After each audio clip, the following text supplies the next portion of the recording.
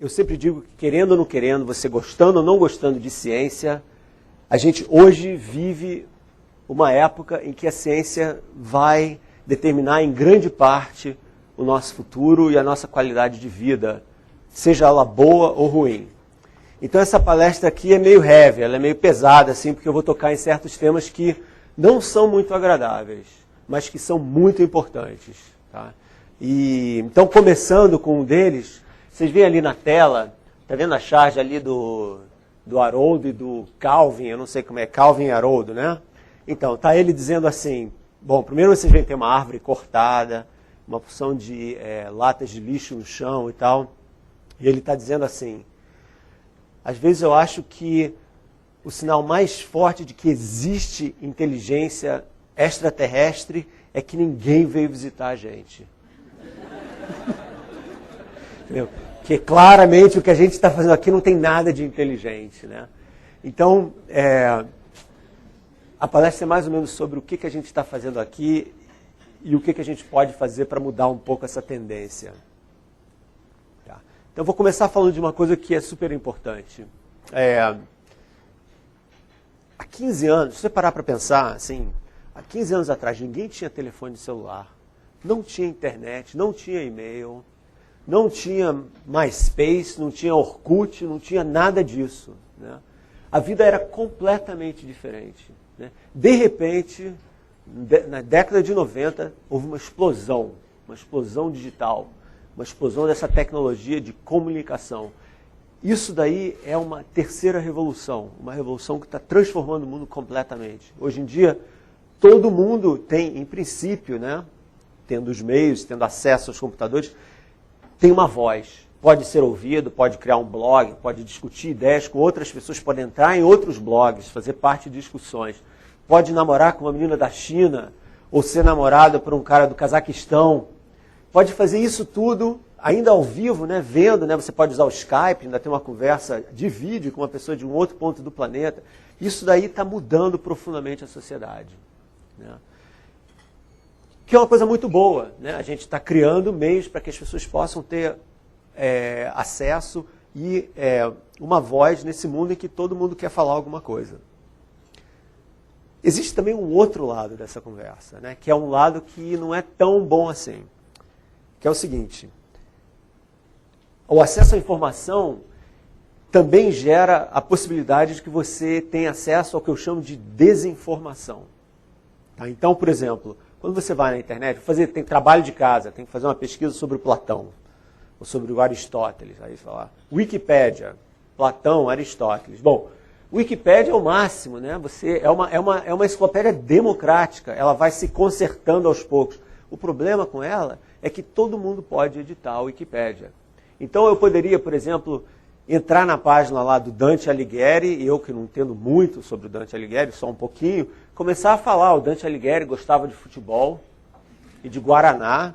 Aí os garotinhos de 10 anos vão ler aquilo e falam, puxa, o Dante, o italiano, já gostava de futebol há 1300 e poucos, que legal. E tinha Guaraná na Itália, em Florença tinha Guaraná. Então, você não sabe o que realmente está acontecendo ou não está acontecendo, o que é ou não é verdade. Você recebe aquela informação e o poder da tela, a gente está acostumado a ver televisão, a gente acredita, né? A gente lê, a gente acredita nas coisas que a gente está lendo. Ontem, eu estava lá em Porto Alegre e uma moça me falou que ela tem uma filha de 10 anos que ficou espantadíssima quando a mãe falou, não acredite em tudo que você lê no computador, porque tem muita coisa errada. Né? Ela falou, não mãe, está na tela do computador, está escrito na enciclopédia, tem que ser verdade. E não é bem assim, entendeu?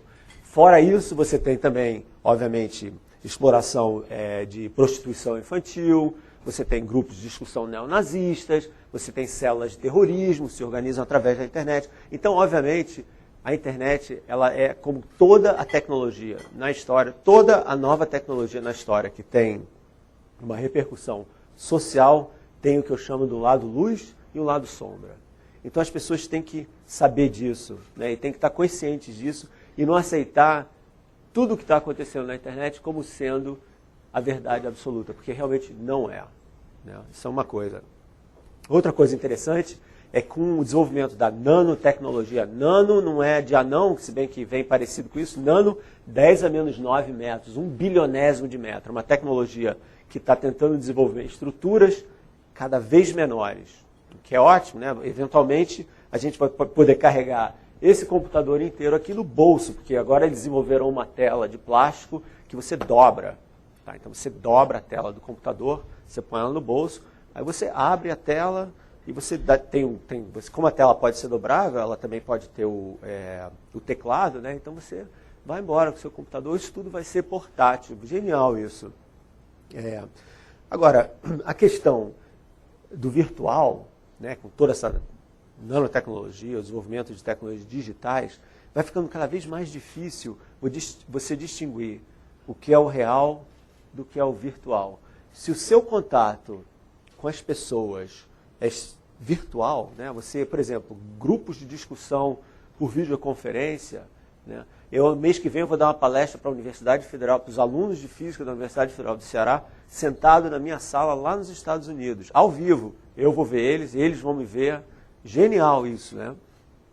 Mas tem também um outro lado, que é eu vou contar uma história, tem um filme, que aqui no Brasil eles mudam os títulos de filme assim, completamente. Então eu não sei se no Brasil o filme se chamou isso, mas nos Estados Unidos se chamava Simone, o nome Simone. Chamava Simone no Brasil? Simone Simulation One, né? Sim One. É a história de um diretor de cinema fracassado, que aliás era o Al Pacino, né? Que consegue pôr as mãos num programa de computador ultra sofisticado que pode simular uma pessoa, no computador, obviamente, assim, perfeitamente. Imagem, ele pode usar a voz dele e quando ele fala, sai a voz dessa pessoa. Então ele cria uma atriz, a Simone, tá? E essa atriz é belíssima, é incrivelmente talentosa, e ele começa então a fazer filmes usando essa atriz como atriz principal, tá? Tudo isso digitando na tela, tá? Porque você não precisa que a atriz exista para colocar num filme, né? Você vê isso, por exemplo, com o Pixel Studios, não sei o que. Quanto mais você pode usar bonecos que realmente são criados no computador, ou o Parque Jurássico, né? Os dinossauros não existem, eles foram criados ali. Bom, esse programa cria essa pessoa. Essa atriz fica famosíssima, ganha o Oscar, tá? Participa de entrevistas só com um pequeno detalhe. Ela nunca aparece ao vivo, né? Então ela sempre dá entrevista da sala da casa dela, os jornalistas não podem encontrar. Nunca ninguém viu essa mulher, né? Mas ela é famosíssima, as pessoas adoram ela, capa da revista Time, entendeu? O Oscar, ela ficou doente um pouquinho antes, então não pôde aparecer para receber o Oscar, aí vai ele, recebe por ela e tal. Então, e aí obviamente o que vai acontecendo, ele vai se apaixonando por essa atriz, que na verdade é ele mesmo, entendeu? E o filme vai por aí afora. Ou seja, esse filme é uma alegoria, obviamente é uma alegoria. Mas será que ele é tão ficção científica assim? Quanto tempo vai demorar para que isso aconteça? Para que a gente possa simular isso que está aqui agora, entendeu? Sei lá, deve ter umas 200 pessoas, não mais, porque acho que 350 pessoas aqui. Simular isso daqui sem que nenhum de vocês, ou eu mesmo, sejamos reais, entendeu? E aí, como é que a gente define realidade? O que passa a ser real? Entendeu? É o que a gente pega com a mão ou é o que a gente recebe como informação no cérebro? Porque, afinal de contas, a nossa concepção do real, como é que a gente fala? Ah, eu sei o que é real, eu sei que eu estou aqui no café filosófico, que tem uma porção de gente em volta de mim, que o Marcelo está falando. Como é que vocês sabem isso? Vocês sabem isso porque a gente tem 5 sentidos. Cada um deles é uma espécie de antena para o externo, para o exterior. Então a gente tem a visão, né? Então está todo mundo me vendo, está me ouvindo? Estão me ouvindo. Tem os cheiros, a gente está sentado, a gente tem a sensação de que está sentado, vocês aí vão ficar com a perna doendo daqui a pouquinho, né? E então isso tudo, todas essas sensações, elas vão de fora para dentro. O cérebro é um órgão que integra informação. O cérebro é um grande integrador de informação. Então, ele vai integrando essa informação e esses impulsos todos diferentes viram o que a gente chama de realidade. Tá? Então, você pode imaginar a seguinte possibilidade. Se eu pudesse manipular, então cada área do cérebro cumpre uma função diferente. Você tem a área da audição, a área da visão, a memória, etc. Se você pudesse manipular essas áreas e jogar impulsos que simulam a atividade dos neurônios nessas áreas, você pode completamente simular a realidade sem que ela esteja acontecendo, entendeu? Então, se eu pegar aqui, o nosso amigo está sentado aqui, eu pegar, e se eu soubesse, como se fosse um maestro do cérebro, né? Então, então eu pego os neurônios e vou mexendo nesses neurônios. Então ele vai achar que ele está sentado aqui olhando para mim, mas ele não está, ele está lá na praia, em Ubatuba, entendeu? Porque a gente não tem a capacidade de distinguir a realidade de verdade. O que tem é o nosso cérebro que funciona e que cria essa noção de realidade. Então, já está se falando, por exemplo, de microchips que vão ser postos no cérebro para melhorar a gente não vai mais dormir dirigindo, por exemplo, entendeu? Ou vai melhorar a audição em certas frequências. Então, se pessoas têm problemas de ouvir certas frequências, então você vai colocar um implante. Então, pouco a pouco, vai haver uma espécie de transformação do ser humano. Querendo ou não querendo, a gente vai se transformar aos pouquinhos, né? E como essa palestra sobre a nova ciência do novo milênio, eu posso extrapolar à vontade, porque o milênio é um tempão, né, afinal de contas. Então, é muito fácil inventar aqui uma nova raça de seres híbridos, que são metade pessoas e metade máquinas, e que podem fazer coisas que a gente não pode nem imaginar. Pular alturas de 20 metros, entendeu? Não esquecer nunca de nada. Pô, genial, isso seria bom, né? Não esquecer nunca de nada, não precisar escrever cola na manga, caramba, né? E isso daí vai acontecer. Então, não só a gente vai ter essa coisa com a realidade, o que é realidade, o que não é realidade. Por exemplo, todo mundo viu aqui a Matriz. A Matriz é um exemplo perfeito disso, tá? O filme chama a Matriz no Brasil? Matriz. É exatamente essa a ideia, né? Então, as pessoas estão num sarcófago de vidro, entendeu? Mas acham que estão aqui, nesse momento, né? Você acha que vocês estão aqui? Será que vocês estão aqui? Né? Então, quer dizer, essa brincadeira, quer dizer, essa alegoria da ficção científica fala de coisas extremamente importantes, né? Que é justamente essa manipulação do real que vai ficar cada vez mais importante na vida da gente. Outra coisa que eu tenho certeza que todo mundo aqui passa por computadores. Você compra um computador novo, pô, bárbaro, você coloca lá a última versão, aqui no Brasil, infelizmente, todo mundo tem PC, então a última versão do PC, vocês podem ver que eu sou defensor de uma outra casa. Então, todo mundo tem PC, aí você coloca lá o Windows não sei o quê, né? Aí passam 3 anos, cara, aquele computador que era um barata 3 anos atrás, agora é um dinossauro, você coloca um software novo e demora para compilar os programas, você liga e desliga, quer dizer, você vai ficando para trás, você tem que comprar mais um novo. Aí tem um iPod, aí começa com um iPod de 3 GB, mas não, tem um de 60 GB, então você tem que comprar aquele. E o DVD, e a televisão de alta definição. O mercado cria essa necessidade. A Sony doou para a TV Globo uma câmera de alta definição para a gente usar como piloto, entendeu? Aí eles resolveram fazer essa série com essa câmera, o que é aparentemente, ainda não vi nenhuma imagem, mas parece que é muito bacana. De qualquer forma, existe sempre essa corrida, né? Então, se você não tem o poder aquisitivo para ficar em cima, comprando essas coisas novas, você vai ficando para trás. Você vai criando uma classe que não tem acesso a essa informação tão veloz. Então você não tem uma conexão de cabo que te traz 3 megabytes por segundo, entendeu? Ou seja, quanto for, você vai ficando para trás, você vai criando o que eu chamo de uma subclasse tecnológica. As pessoas que não têm acesso à informação não podem competir no mercado como as que têm, entendeu? Isso é um problema muito sério, é um problema que tem a ver com política de educação, de governo. Por exemplo, agora se desenvolveu um novo laptop aí, que é um laptop que custa $100, R$200. Aliás, menos de R$200, né? O dólar está caindo rápido. E a ideia é a seguinte, as escolas públicas vão comprar esses laptops, e cada criança vai ter um, entendeu? E esse laptop vai deixar você se ligar na internet, fazer pesquisa e tal, e aparentemente as crianças que têm esses laptops melhoram a performance acadêmica, assim, visivelmente, né? Porque elas ganham autonomia, né? E isso é uma coisa que vai acontecer justamente para evitar que isso ocorra com as gerações mais novas, né? Aí eu tenho aqui 2 imagens que eu acho interessantes. Então, ali do lado esquerdo tem uma imagem que é um supercomputador da NASA, que a NASA usa para calcular as órbitas do ônibus espacial. Tá? Então, esse computador aí tem 10 mil PCs conectados. Então, é um supercomputador em paralelo, que eles chamam de PC Farm, uma fazenda de PCs. O outro, do lado, é um relógio, computador, que tem uma câmera de vídeo e que tem a capacidade de transmitir informação em Wi-Fi também. Então, eu podia estar lá nos Estados Unidos, lá em casa, olhando para o meu relógio, e vocês podiam estar me vendo ali naquela tela.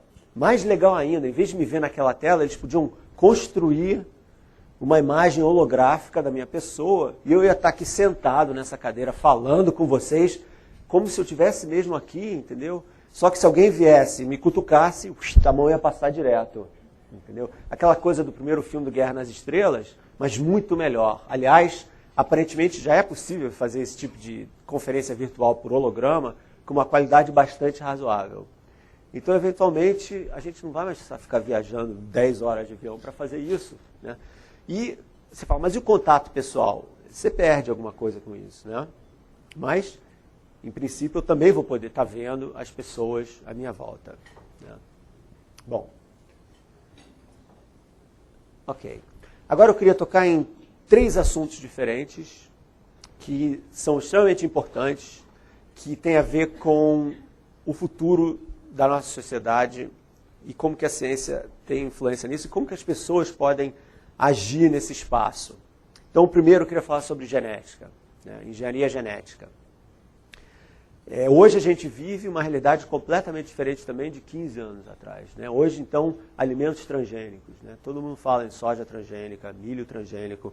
Existe uma grande polarização na sociedade com relação ao uso ou não desses alimentos transgênicos. Por exemplo, na França, as pessoas não querem nem ver na frente alimentos transgênicos, porque eles acham que você manipular um ser vivo, uma planta é um ser vivo, você está interferindo de alguma forma na natureza, que pode ter um preço muito caro.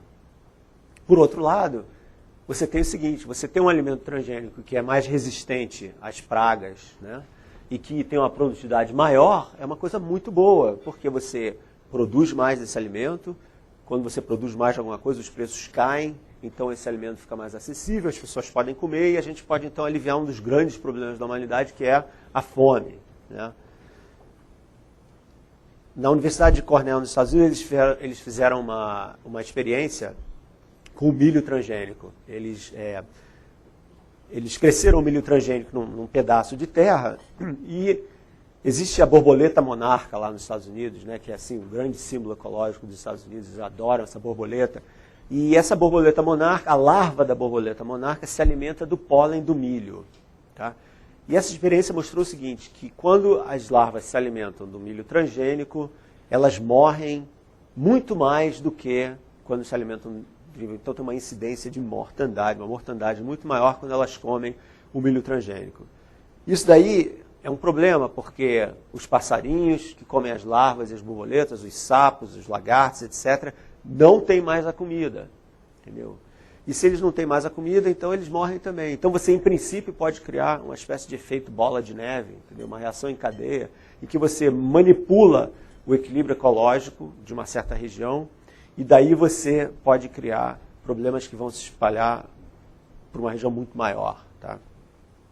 É óbvio que essa experiência aí, ela está sendo debatida ardentemente nas universidades, nos meios acadêmicos. Tem gente que diz que não é verdade, que a agricultura é uma grande manipulação ecológica de qualquer forma. A gente inventa coisas tipo a nectarina, entendeu? Que é uma mistura aí de ameixa com pêssego, sei lá.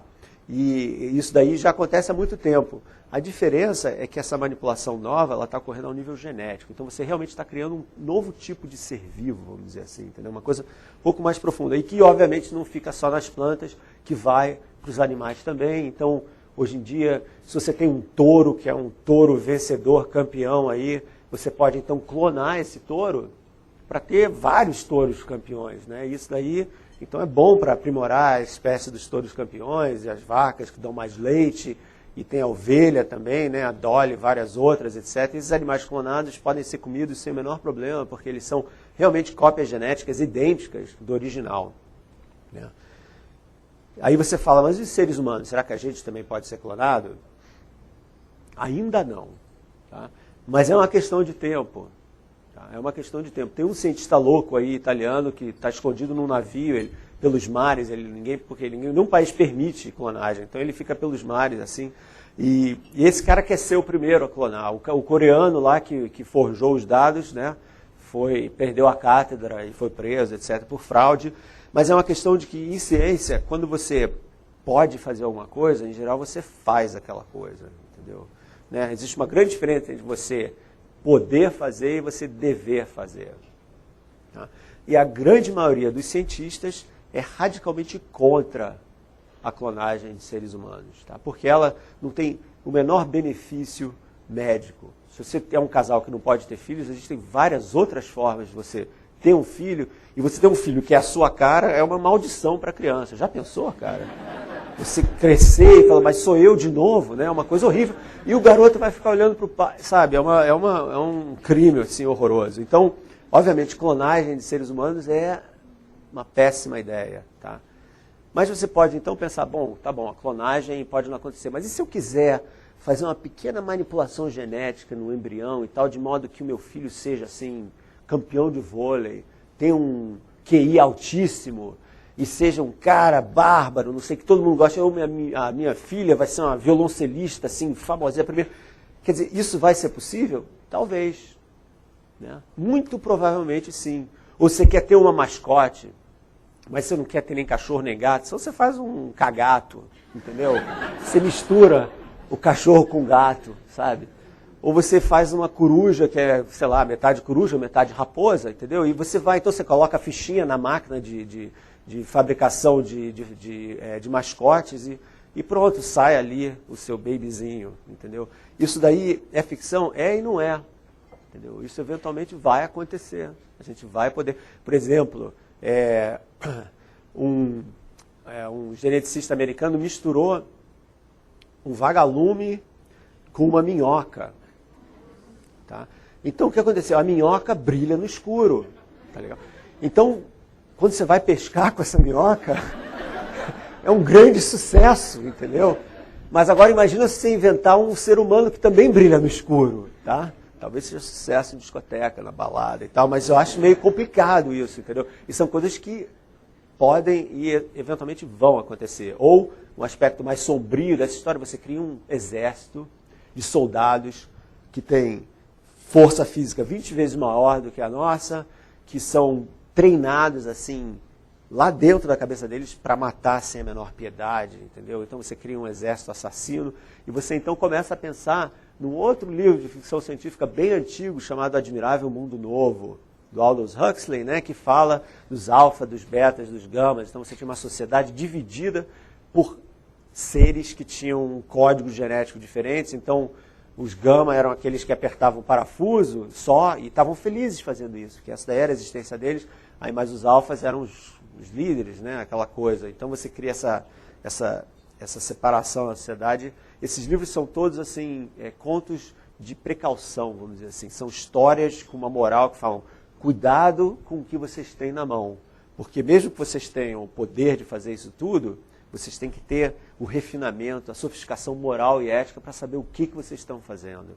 E são duas coisas diferentes. Então eu tenho aqui uma imagem. Isso daí, vocês estão vendo ali, o Armagedon Genético. É a capa de um livro que saiu nos Estados Unidos esse ano, que tem ali tem o Jesus Cristo sendo devorado por uma molécula de DNA em forma de dragão. Tá? Então, a mensagem já está na capa, né? Você não precisa nem ler o livro, você já entendeu tudo. Né? Aliás, eu espero que vocês não leiam esse livro. De qualquer forma, a ideia é que, ele diz aqui o subtítulo: a tecnologia de hoje vai ser o monstro de amanhã. Quer dizer, a tecnologia, a ciência, não está aqui para aliviar o sofrimento humano, está aqui para piorar, para criar monstros. Né? Isso daí é uma coisa que é uma coisa muito antiga, o medo do novo, o medo do desconhecido, né? E como as pessoas, autores como esse daí, podem manipular o medo que as pessoas têm para servir a uma agenda. No caso aí, esse daí é um evangélico radical, extrema-direita, cristã americana, que, entendeu, quer converter todo mundo à Idade Média novamente. Tá? Então isso daí é um perigo muito grande. O criacionismo nas escolas é um exemplo disso também. Né? E por aí afora. Isso a gente pode falar depois. Então o que pode ser feito com relação a isso? Tá? Essas coisas, essa nova ciência da genética, ela está aí, ela vai ficar cada vez mais presente na vida da gente. As células-tronco, eu quase esqueci de falar. As células-tronco, o Superior Tribunal Federal de Justiça do Brasil, pela primeira vez na história gloriosa do Superior Tribunal, eles abriram as portas para uma audiência pública e na pauta estava justamente a questão do uso das células-tronco para exploração, para uso médico, né? O Senado e o Congresso, de uma forma muito legal, eu fiquei satisfeito de ter visto isso, aprovaram assim com maioria absoluta o uso dessas células-tronco. Mas o Procurador-Geral de Justiça, ele acha que é inconstitucional isso. Por quê? Porque você manipular um embrião de 5 dias é você matar esse embrião. Então você está assassinando um ser vivo, né? Então a discussão é, será que os cientistas podem manipular embriões, extrair as células-tronco deles para o bem da ciência, ou eles estão sendo criminosos, estão assassinando o embrião, essencialmente, né, fazendo isso? A resposta dos cientistas: nós não queremos assassinar embrião nenhum. O que acontece? Nas clínicas de fertilidade, quando, né, você vai ter fertilização in vitro, né, as mulheres doam, os óvulos, vários assim, óvulos das mulheres são extraídos e são então fertilizados. Quando a coisa tem sucesso, e o óvulo então é fertilizado, ele é implantado no útero da mulher, a mulher tem o filho. Só que sobram muitos embriões viáveis, entendeu? Que não foram usados porque o casal já teve o filho. O que se faz com esses óvulos, esses embriões? Jogam fora, entendeu? No lixo, essencialmente. Então o que a comunidade científica diz? Em vez de jogar fora, dá para os laboratórios para que a gente possa usar esses embriões para poder curar uma infinidade de doenças aí que podem realmente se beneficiar desse uso das células-tronco. A medicina atual ainda não sabe como fazer isso. Tem indicações que pode, mas se a gente não pesquisar, jamais vai poder. Tá?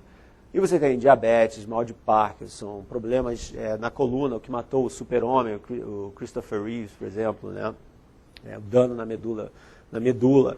Várias outras coisas que podem realmente se beneficiar muito pelo uso das células-tronco. Tá? Então o que acontece? A Inglaterra já liberou total. Tá? Os Estados Unidos, não. Pelo menos nesse governo. Né? Então o que acontece?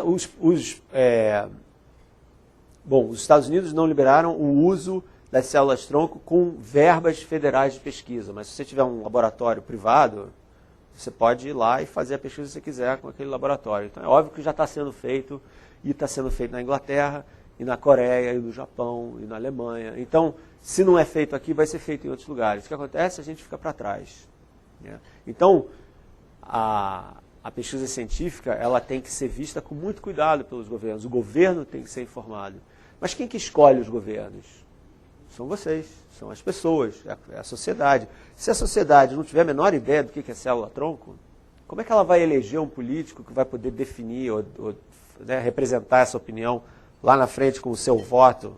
Pelo menos idealmente, assim funciona a democracia, né? Então, os cientistas têm o dever de sair das universidades, entendeu?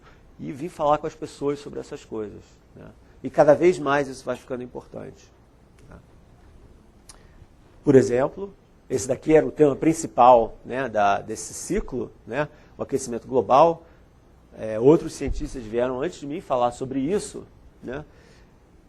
E existem coisas muito importantes que a gente... Esse ano é um ano que realmente é muito importante pelo seguinte. Existe uma organização chamada Painel Internacional do Estudo das Mudanças Climáticas, que é um painel que reúne centenas de cientistas do mundo inteiro, inclusive vários do Brasil. O segundo palestrante desse ciclo, Paulo Artacho, da USP, faz parte desse painel, tem vários outros também. Esse painel ele examina tudo o que é possível com relação ao planeta e ao aquecimento do planeta e tenta entender, primeiro, se está ocorrendo um aquecimento ou não. Tá? Segundo, se esse aquecimento, se ele ocorrer, ele é causado por nós ou não. Tá? Então, saiu agora, em setembro, o 4º relatório desse painel. Tá? E na medida que esse painel foi se reunindo nos últimos 15 anos, esses relatórios vão ficando cada vez mais precisos. Por quê? Porque a pesquisa científica avança, os computadores ficam cada vez mais poderosos, mais pessoas tomam parte disso, a coleta de dados é feita no mundo inteiro, no Polo Norte, no Polo Sul, nos oceanos, em várias altitudes diferentes, é integrada em supercomputadores, feito aquele ali da NASA, por exemplo.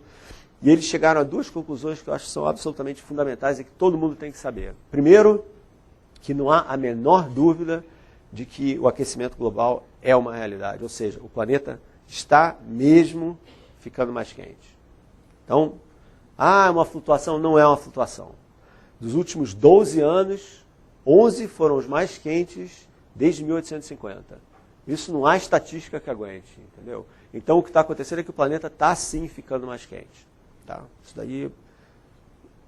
A segunda questão é, por quê? O que está causando esse aquecimento? 2 possibilidades. São efeitos naturais. Efeitos naturais, o Sol está ficando mais quente. O Sol é uma estrela, ela não é perfeitamente estável, ela tem flutuações na luminosidade, na quantidade de radiação que ele emite. Isso certamente afeta o clima. O interior da Terra também é quente. O movimento das placas tectônicas também libera calor, vulcanismo, tem uma série de outros efeitos que podem afetar o clima. Esses efeitos têm que ser comparados com os efeitos que são chamados de antropogênicos, causados, gerados pelos homens, né? pela civilização, pela indústria. Né? Então, o que esse painel fez foi tentar separar essas 2 coisas. Existe um aumento da luminosidade do Sol? Existe. Ele pode explicar o que está acontecendo? A conclusão é, com 90% de probabilidade, que não. Que o efeito de aquecimento global está sim sendo causado pela poluição por nós. Né? Então, 90% de probabilidade não é 100%. Mas se eu estivesse jogando poker e me dissesse, você tem 90% de chance de ganhar essa aí, eu ia botar todas as minhas fichas lá. É muita probabilidade. Tá? E por que é probabilidade? Por que os cientistas não conseguem chegar e falar, olha, se as emissões na atmosfera continuarem do jeito que estão, na terça-feira, dia 27 de outubro de 2021, o Rio de Janeiro vai afundar. Não dá para fazer esse tipo de previsão precisa, porque essa não é uma ciência em que você fala, se eu levantar esse copo daqui e largar ele vai demorar 1/10 de segundo para bater nessa mesa. Isso daí é uma física simples, que todo mundo aprende no ensino médio, etc. Essa física, química, geofísica, ciências atmosféricas, meteorológicas, ela é muito complexa. Você tem que monitorar todas as correntes de todos os oceanos do mundo inteiro. Você tem que acoplar isso com o movimento das massas de ar na atmosfera e, a partir daí, a quantidade de gases que estão sendo ejetados nos vários países, aonde são os focos maiores de poluição, e juntar isso tudo com o Sol e aí chegar a uma conclusão. É complicadíssimo isso, tá? São cálculos extremamente complexos, mas para esse painel afirmar que existe 90% de chance de que a gente, no mínimo, a gente tem que mudar o jeito que a gente vive. Tá? Eles falaram uma outra coisa, que o efeito está tão acelerado que mesmo se a gente parasse tudo agora, parasse de funcionar, voltasse todo mundo para as florestas, para viver de amora e de banana, mesmo assim o aquecimento global ia continuar, porque ele tem uma inércia, entendeu? Ele vai continuando, tá? Ele não se dissipa. Para quem não sabe direito, só mencionando, então o aquecimento global essencialmente é o seguinte, o Sol aquece a Terra todos os dias, obviamente, né? A Terra também gera calor, né? E o que acontece? As nuvens, a atmosfera, é como se a gente estivesse colocando um cobertor em torno da Terra. Né? Por que você põe um casaco quando está frio? Né? Você põe um casaco quando está frio porque o casaco não gera calor. Né? Mas o casaco, a roupa, impede que o calor que o seu corpo está gerando escape para fora. Entendeu? Então você mantém esse calor perto do seu corpo. O aquecimento global é essencialmente isso. A gente está colocando um casaco grosso em torno da Terra, de modo que o calor que vai por esse casaco, que é o caso do Sol, uma parte da radiação entra, uma parte do calor gerado no interior da Terra não sai, entendeu? Fica preso. É como quando a gente estaciona o carro num dia de sol. Entendeu? Depois de um tempinho, está muito mais calor dentro do carro do que fora do carro. Por quê? Porque a radiação entra e nem toda ela sai. Entendeu? Então fica um maior calorão lá dentro. Essencialmente, esse é o efeito. Por quê? Por causa do acúmulo de gases da atmosfera. Quais gases? O gás carbônico, CO2, que a gente fala que eu estou produzindo gás carbônico à beça. Metano e o óxido de nitroso, que é o que faz essa... Você voa assim sobre São Paulo, sobre o Rio, você vê aquela coisa meio amarelada, meio horrorosa sobre as cidades. Vem disso daí, o ozônio às vezes também. Né? E a Academia Real de Ciências, né, teve a elegância esse ano da Noruega, porque o Prêmio Nobel da Paz é da Noruega, não é da Suécia, de dar o Prêmio Nobel da Paz para o Al Gore, que está fazendo uma campanha incrível com relação a isso, e para o IPCC, o tal Painel Internacional de Mudanças Climáticas, porque eles realmente merecem. Né? As consequências são terríveis se a coisa continuar. Né? Elas variam, existem, novamente, porque você tem uma variação estatística, você tem que fazer estudos probabilísticos de qual é o melhor cenário e qual é o pior cenário. Entendeu? O que pode pior de acontecer, o que pode melhor acontecer dentro do que já está de ruim acontecendo. Bom não vai ficar. As calotas polares já estão derretendo, o oceano já está crescendo. Aliás, eu tenho um gráfico aqui que eu roubei do diretor desse painel internacional. Roubei não, está lá na internet. Essa daí eu sei que é verdade, porque é lá do painel do IPCC, entendeu? Esse cara deu uma palestra mês passado, em setembro, mostrando o seguinte. Esse primeiro aqui em cima é a mudança da temperatura desde 1850 até 2005. Eu acho que dá para ver perfeitamente que a partir de 1900 a coisa começou a subir, e que subiu muito mais acelerado nos últimos 15, 20 anos do que no iniciozinho, que era mais ou menos estável, ficava flutuando um pouco. Ou seja, a temperatura do planeta, isso é a temperatura global, tá? Então eles medem toda a temperatura, dividem e obtêm a temperatura. Está crescendo, tá? E o crescimento aqui é essencialmente de mais ou menos quase 1 grau desde 1910. Você fala, pô, 1 grau não é nada, 1 grau é muita coisa, tá? Por exemplo, recifes de corais, numa situação de 1 grau, morrem. Tá? Aí se morrem os recifes de corais, morrem os peixes que vivem no coral, que se alimentam do coral, etc. Então, nada acontece assim sozinho. Tá? Uma outra coisa é o nível do mar, o aumento do nível. Essa segunda curva aí é o aumento do nível do mar. Tá? E no aumento do nível do mar, vocês podem ver que também está subindo. O mar está subindo. Tá? Então, Veneza está afundando, sabe? E vários outros lugares. O que acontece? Se isso daí ocorresse, se algumas regiões costeiras, a Holanda então está perdida, se algumas regiões costeiras afundarem, centenas de milhões de pessoas vão ter que se mudar.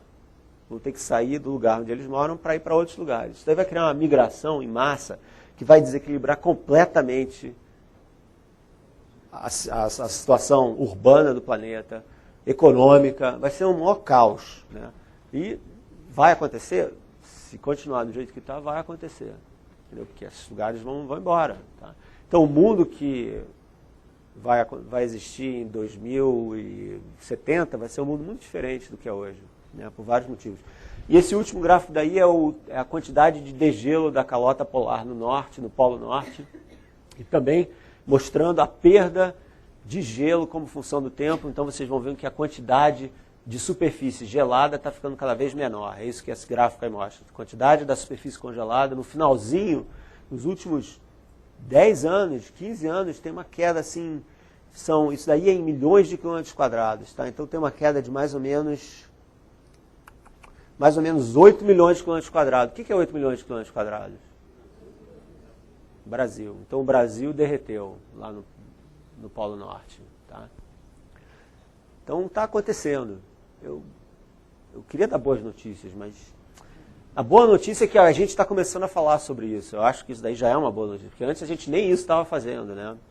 E eu espero que no próximo governo americano as coisas mudem por lá também, né? Porque já existe o nível de aprovação do Bush nos Estados Unidos está abaixo, o maior de toda a história de todos os presidentes dos Estados Unidos.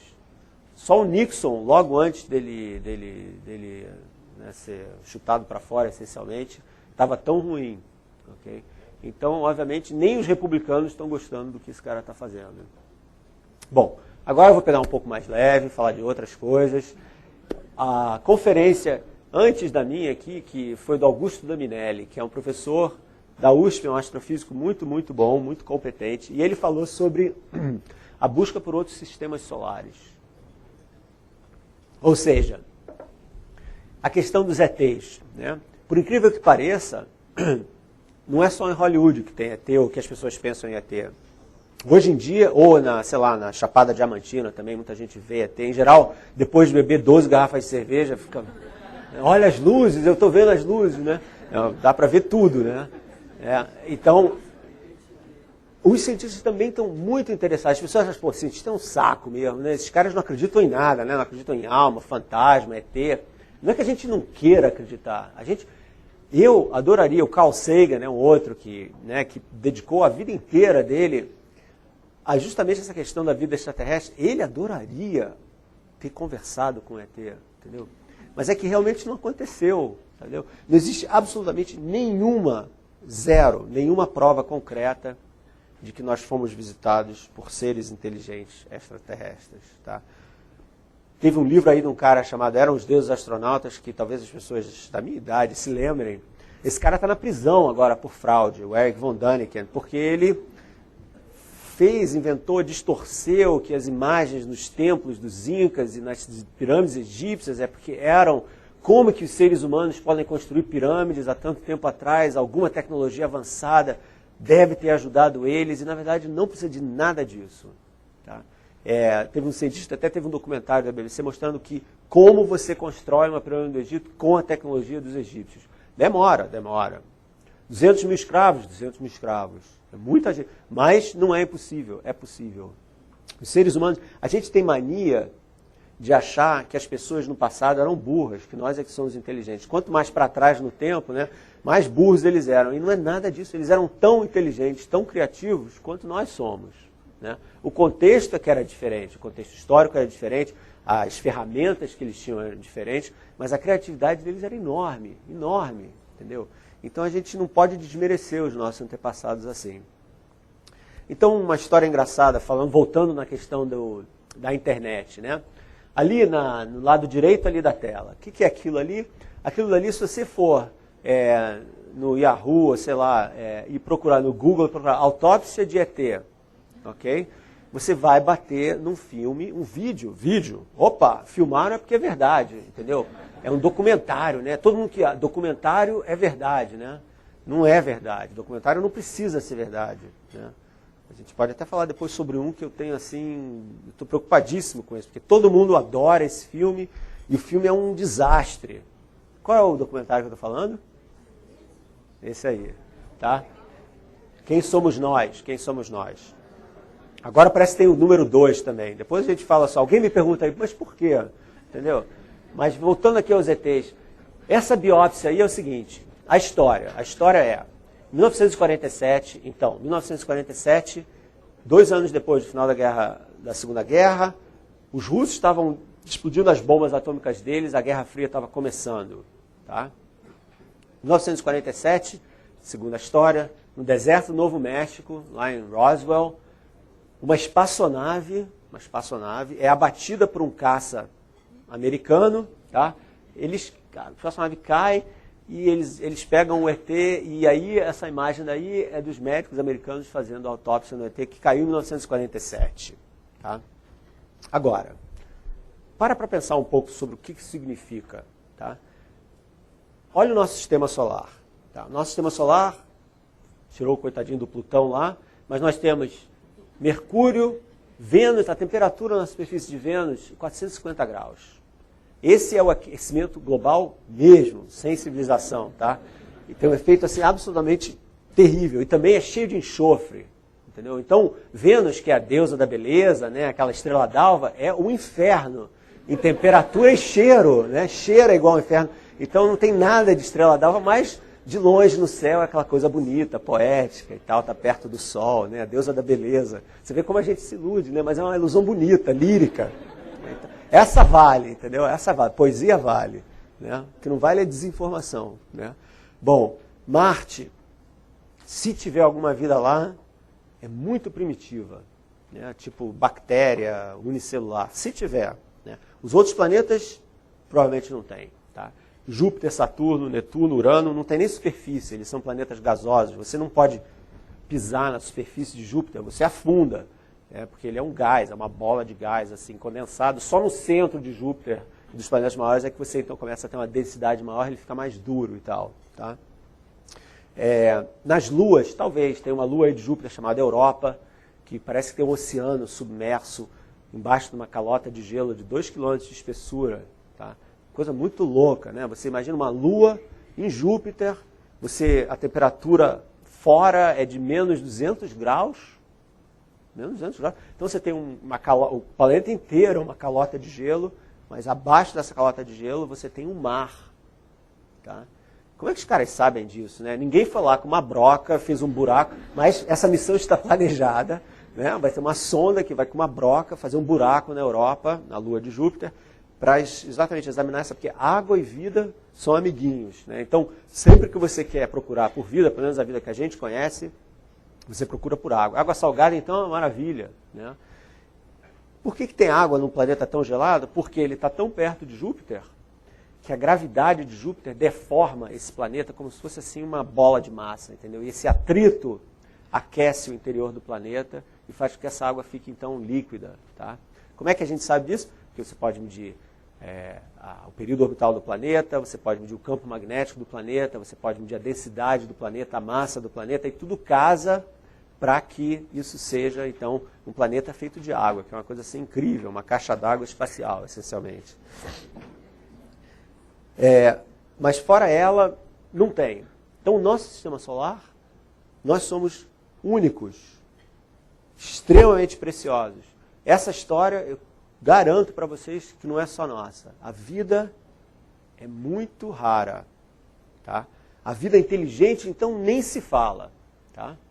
Se tem aqui, discutível, acho que tem, né? Nós estamos aqui falando sobre isso. Alguma inteligência a gente tem, né?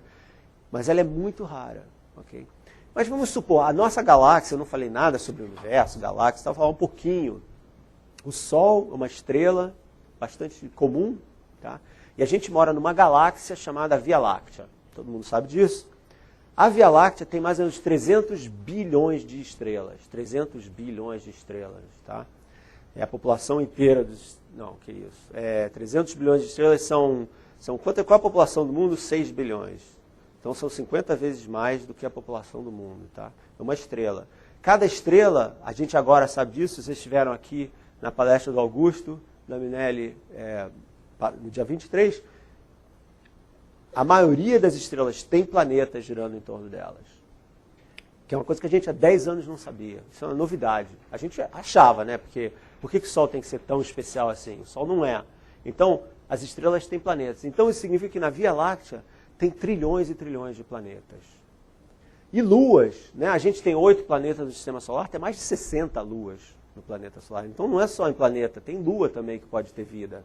Ou seja, na Via Láctea, a gente tem potencialmente uns 100 trilhões de planetoides, planetas, luas, girando em torno de estrelas. O que é 100 trilhões? 100 trilhões é o número de grãos de areia na praia de Copacabana. Tá? 4 quilômetros de extensão, 50 quilômetros, mais ou menos. Tá? Então você pega um punhado de areia, assim, quando você for à praia, você imagina que cada um desses grãozinhos é um planeta que está aí na nossa galáxia. Tá? Então tem planeta e lua beça. Okay? O problema, então você fala, poxa, com tanto planeta, né, é mole ter vida. Mais ou menos, né? Por quê? Porque para você ter vida, pelo menos a vida que a gente conheça, você tem que estar não muito perto nem muito longe da estrela, porque você quer ter água líquida, você tem que ter a composição química com carbono, tá? Nenhum outro elemento químico pode gerar as ligações químicas que geram as moléculas orgânicas aí das quais nós todos somos feitos. Silício pode, mas não funciona tão bem, então o carbono é que é responsável por isso tudo. E, fora isso, na questão das visitas, né, são as distâncias. Tá? A estrela mais próxima da gente está a 4 anos-luz e meio daqui. Então, significa que se você viajar à velocidade da luz, vai demorar 4 anos e meio para você chegar nessa estrela, Alpha Centauri. Tá? O que é a velocidade da luz? 300 mil quilômetros por segundo. O que é 300 mil quilômetros por segundo? Você pisca o olho, a luz dá 7 voltas e meia em torno da Terra. Tá? Então imagina quantas piscadas de olho você vai ter que dar para viajar 4 anos e meio, entendeu? E esse negócio está indo para chegar lá. Ou seja, com a tecnologia que a gente tem hoje em dia, se a gente fosse, vamos fazer uma expedição interestelar, tá? Para Alpha Centauri. A gente ia ter que inventar um jeito de congelar os seres humanos, né? Que não dá certo, porque infelizmente a água quando congela expande. Então quando você congela um ser humano, as células, a gente é 65% de água, né? Elas explodem. Então você destrói completamente. Não dá para ressuscitar um ser humano congelado, vai embora. Tá? Tem 1000 macetes de criogenia e tal, que são uma enrolação tremenda. Lá em San Diego tem um instituto que você pode ir e ser congelado e tal, pagando uma nota, entendeu? Para se um dia descobrirem a cura dessa doença, você ser descongelado e descobrirem como te descongelar com vida também. Né? Isso dali está na linha, assim, fonte número 3, que você não consegue ver nem com, entendeu? Mas os caras fazem, porque a gente quer viver, né? Essa aqui é a questão. Então, essa civilização inteligente que, vamos dizer, vamos só assim, está 20 anos-luz daqui, pertíssimo, 20 anos-luz. Quando a gente olha para o céu, não aqui, bom, aqui, se sair para o campo até talvez dê umas fazendas e tal, a gente vê mais ou menos 3 mil estrelas a olho nu. Tá? 3 mil estrelas, 100 trilhões, 300 bilhões... Não é nada, essa é a nossa região aqui, a nossa casa, a nossa vizinhança cósmica. Essas estrelas estão a 20, 15, 50, 100 anos-luz de distância. Tá? Então, para você ir de lá, a luz que sai dessas estrelas está viajando esse tempo todo para chegar até aqui. Por exemplo, o Sol. O Sol está a 8 minutos-luz de distância da Terra. O que significa isso? Significa que a luz do Sol demora 8 minutos para chegar até aqui. Então, se o Sol explodir agora, a gente só vai saber daqui a 8 minutos. Então não vai adiantar nada, porque quando o Sol explodir, a gente vai junto com ele. Isso vai acontecer daqui a 5 bilhões de anos. Tá? Então imagina que essa civilização inteligente desenvolveu a tecnologia fenomenal de viajar essas distâncias em tempo hábil e chegar até aqui à Terra. Por que eles vieram aqui, eu não sei, mas vieram aqui, né? Chegaram aqui e são destruídos por um caça americano de 1947. Mole, os caras são... É óbvio que eles não entendem nada de seleção natural e a briga dos mais fortes e mais fracos. A vida lá tem que ter seguido essas regras, porque a vida só funciona assim, é seleção natural. Mas, obviamente, essa raça aí se esqueceu que podem ter pessoas maléficas em outros lugares do universo, feito aqui, né, que podem destruir a espaçonave deles. Vocês sabem quantas pessoas nos Estados Unidos, no Brasil eu não sei, mas eu duvido que seja menor o número, que acham que foram sequestradas por ETs? Mais de 100 mil. O número de pessoas que acreditam que existam ETs é tipo 70% da população. Das que viram, entre aspas, né? ETs é tipo 40%, mas acho que foram sequestradas, ou seja, tiveram contato imediato de 3º grau. Né? E como é que é a coisa? Estão dormindo, aí vem uma luz, aí eles levitam, aí eles vão parar na espaçonave dos ETs, e aonde que eles vão parar? Exatamente na mesma situação daquele coitado ali, ou coitada no caso, aparentemente, né? Mas inverso, quer dizer, é o ser humano que está na mesa de operações, né, cercado de médicos ETs por todos os lados. Né? Agora, se esses relatos fossem concretos, você pensa, todos eles falam que os ETs estão interessados no nosso aparelho reprodutor sexual. Entendeu? Estão interessados em saber como é que a gente faz gente. Né? Então, 100 mil pessoas foram sequestradas, 100 mil pessoas foram sujeitas, né, a essas experiências, e os ETs que desenvolveram essa tecnologia, capaz de viajar 30 anos-luz, chegaram até aqui e ainda não entenderam, depois 100 mil vezes, como é que a gente funciona. Entendeu? É assim, absurdo, né? Mas, então quando você começa a refletir um pouquinho sobre essas coisas, você começa a entender que a história não é bem assim, entendeu? É muito mais complicado. E agora, esse é o ano, 1957, foi quando o Sputnik, né, foi lançado. Sputnik em russo quer dizer companheiro de viagem. Então são 50 anos de corrida espacial. Né? E a corrida espacial mudou muito a nossa vida também, né? Nós chegamos na Lua. Tem gente que acha que a gente nunca foi à Lua, que é truque de Hollywood. Eu tinha uma cozinheira chamada Li China, que achava que era truque de Hollywood, que a gente nunca foi lá, não sei o quê. Tem muita gente, eu recebo cartas, às vezes, de leitores da Folha que falam isso, que a bandeira tem a sombra ao contrário, entendeu? E imagina se essas imagens todas aí que vocês estão vendo, por exemplo, isso daí é uma imagem de Júpiter, se isso daí foi feito em Hollywood, se a NASA ou o governo americano ia se dar o trabalho de fazer isso. Agora não é mais o governo só americano, né? Porque não só a Rússia, mas o Japão e a China também. Né? E a Índia está planejando uma missão lunar. Então acabou essa história que é coisa de americano. Não é? Espaço não é mais coisa de americano, entendeu? É do mundo inteiro. Né? Bom.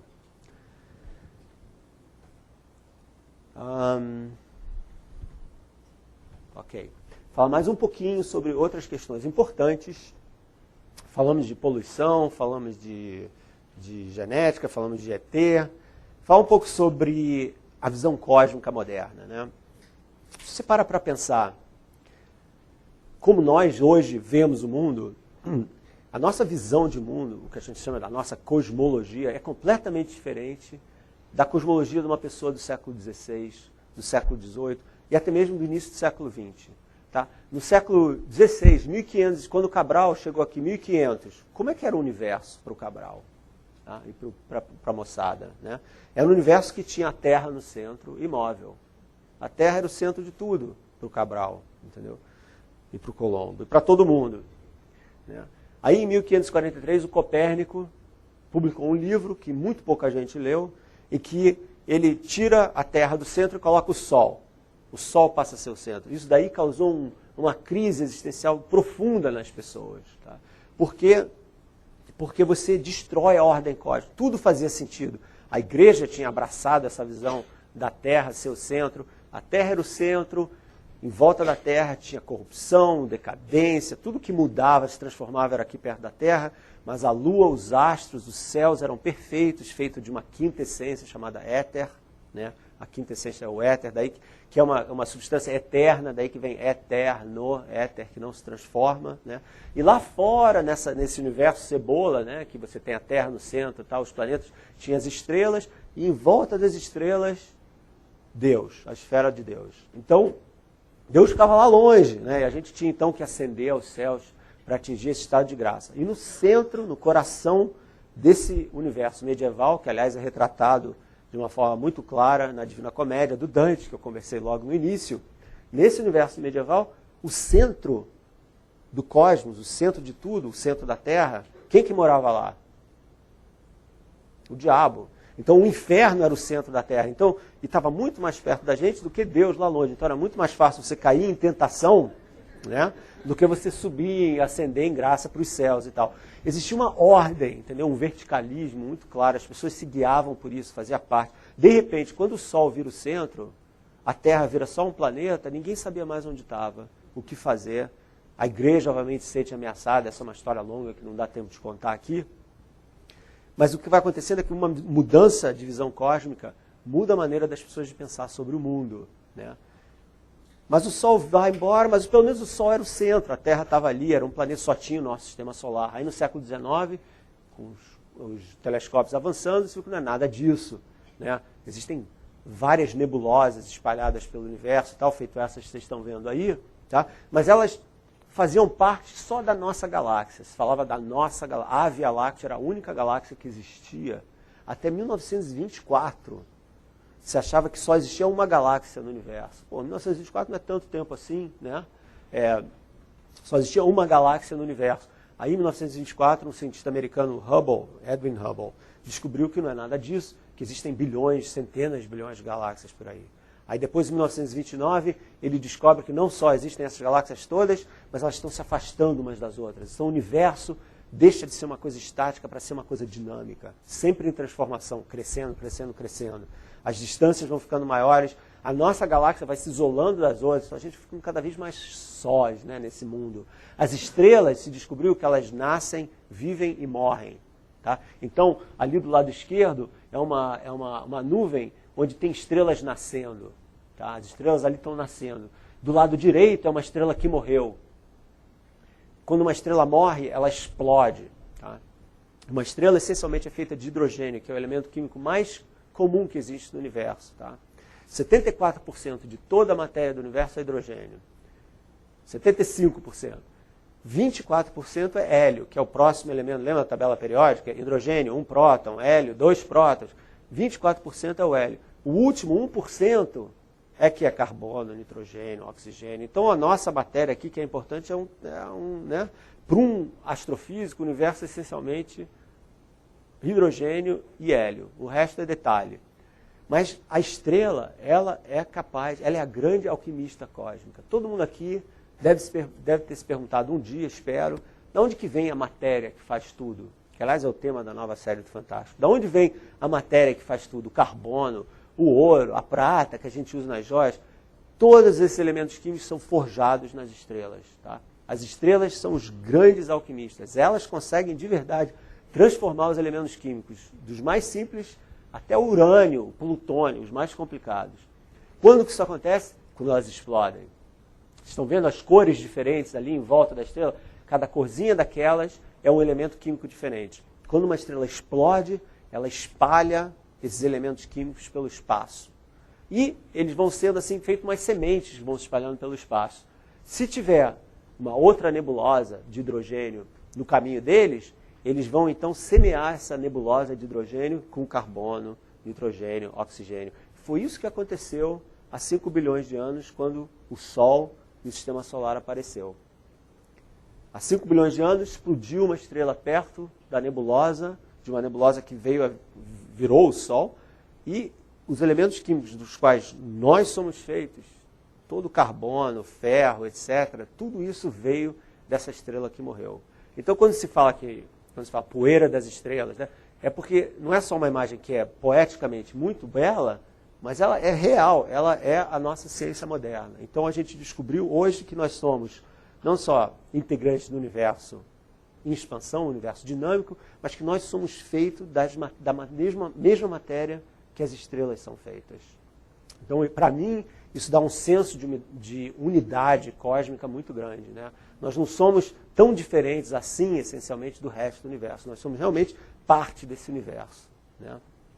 Fora isso, quando a gente casa essa discussão de que nós somos parte do universo com o fato de que nós descobrimos como é rara a vida é tão rara, né?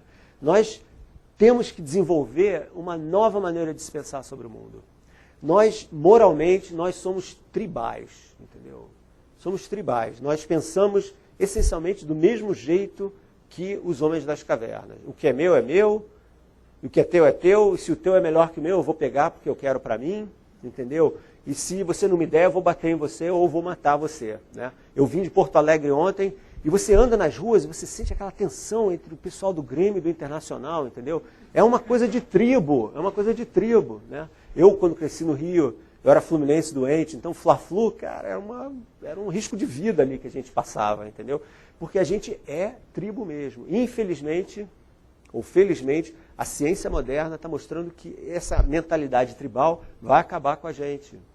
Entendeu? A gente tem que desenvolver uma ética que eu chamaria de uma ética cósmica, uma maneira de pensar sobre o mundo que não é só nossa. Nós temos o privilégio de vivermos numa bolha que dá razão à vida, entendeu? Que permite que a vida exista. Então a gente tem a responsabilidade de preservar esse nosso espaço e, como a vida é tão rara assim, a vida é tão maravilhosa, a diversidade da vida é tão maravilhosa, a gente tem a obrigação de espalhar essa vida pelo universo. Então não é que os ETs vieram aqui, não. Somos nós que temos que ir lá, somos nós que temos que ir para o universo, espalhar a vida pelo universo e transformar o cosmo inteiro na nossa casa. Mas para isso, a gente tem que primeiro cuidar da nossa casa, entendeu? Que está em maus lençóis no momento.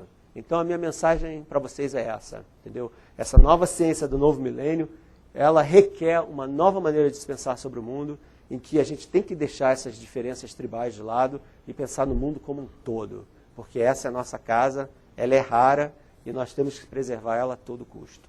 Obrigado.